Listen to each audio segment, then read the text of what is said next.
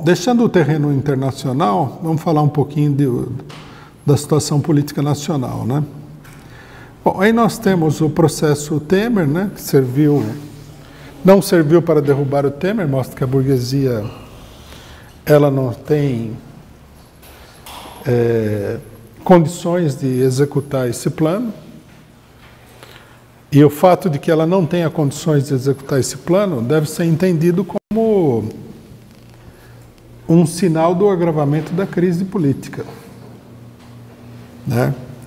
Quando os golpistas perceberam que o Temer não iria dar conta de colocar em prática, primeiro, os planos econômicos, e segundo, ele era refém de todo um sistema político montado no Congresso, a partir do PMDB, eles acharam que era o caso de tirar o Temer. Se lançaram numa política de tirar o Temer, que aprofundou a crise já existente do golpe de Estado, mas fracassaram. Eles se mostraram incapazes de ir adiante, né? Eles se mostraram incapazes de quebrar as estruturas políticas sobre as quais se apoia a ala, digamos assim, do ponto de vista institucional mais forte do golpe. Por que eu digo do ponto de vista institucional? Porque do ponto de vista geral, a ala mais forte é a outra, que é mais diretamente ligada ao imperialismo. Chegou-se a um empate, né? E, logicamente, que a tese da retirada do Temer foi colocada em suspenso por um período, e nós estamos vendo agora que que se encerrou a primeira tentativa de tirar o Temer. Agora nós vamos ver que tipo de jogo político que a burguesia vai colocar em pauta, né? O problema que se coloca com a permanência do Temer é muito claro. Primeiro que é um governo relativamente impotente para fazer uma série de coisas. Certas coisas ele está fazendo, como, por exemplo, essas privatizações malucas. Precisa ver também se isso daí vai se sustentar nos próximos governos, né? Principalmente tudo aquilo que ele está fazendo por decreto. Segundo, ele é um problema para a continuidade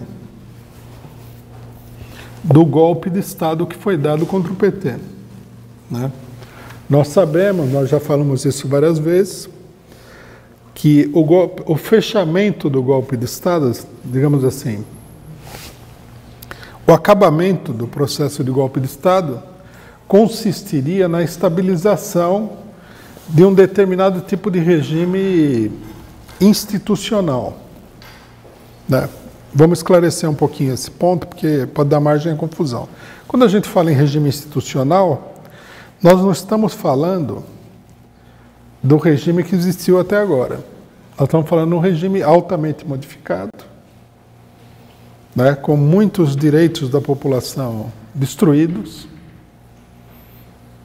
com praticamente uma nova legislação criminal, uma modificação profunda na Constituição que está sendo feita de maneira sorrateira e imposta na prática, né, pela mobilização política da burguesia. Nós temos visto aí os casos de censura, os casos de repressão política e tudo mais.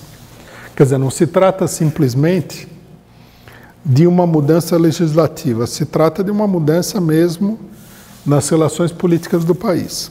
Agora, mesmo um regime com essas características, que seria um regime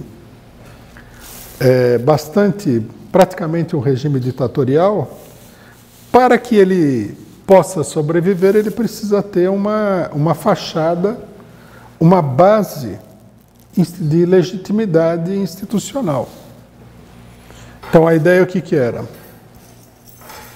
Eleger uma força majoritária, seja através de eleições presidenciais, seja através de uma mudança no sentido do parlamentarismo, né?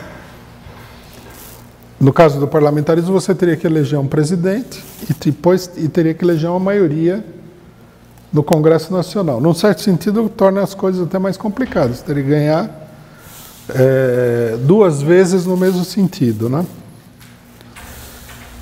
Agora, a presença do Temer no governo, ela dificulta esses planos, né? Nós já estamos numa situação que é a seguinte. É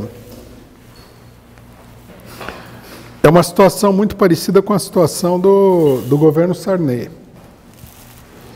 A burguesia apoia o governo, o governo não tem popularidade nenhuma.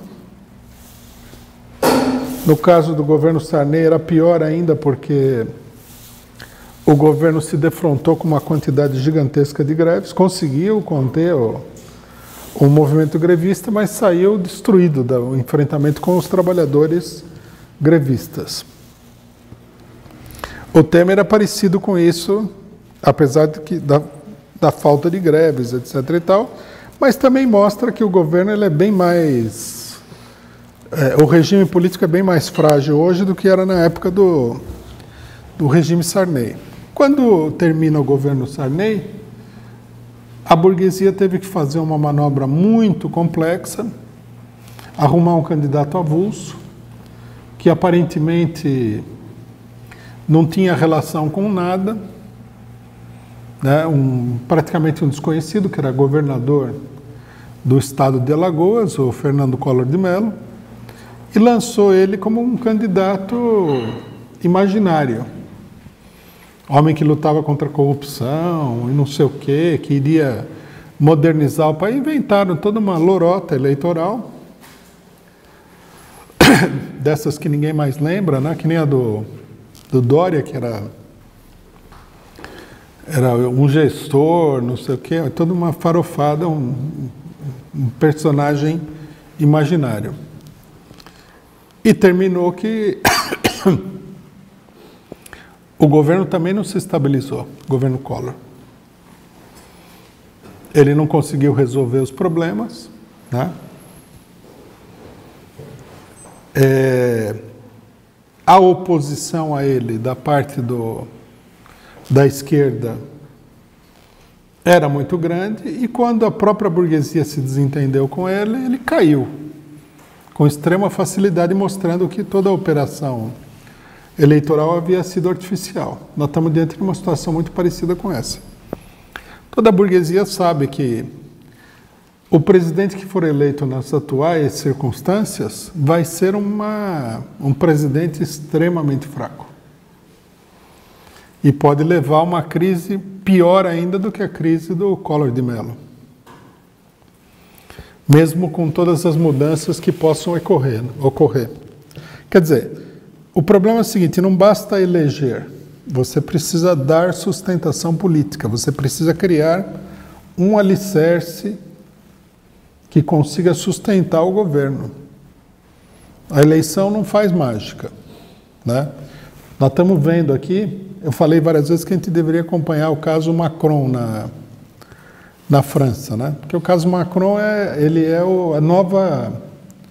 o novo modus operandi da, entre aspas, democracia imperialista. Fizeram uma manobra muito audaciosa por fora dos dois partidos, por fora. Com o apoio, né, mas na aparência por fora dos dois partidos fundamentais, o homem foi eleito com muito pouco voto, mas conseguiu uma expressiva maioria no parlamento, estava com grande popularidade, pelo menos nas pesquisas, e agora está sem nenhuma popularidade. Quer dizer, o governo é um governo de risco.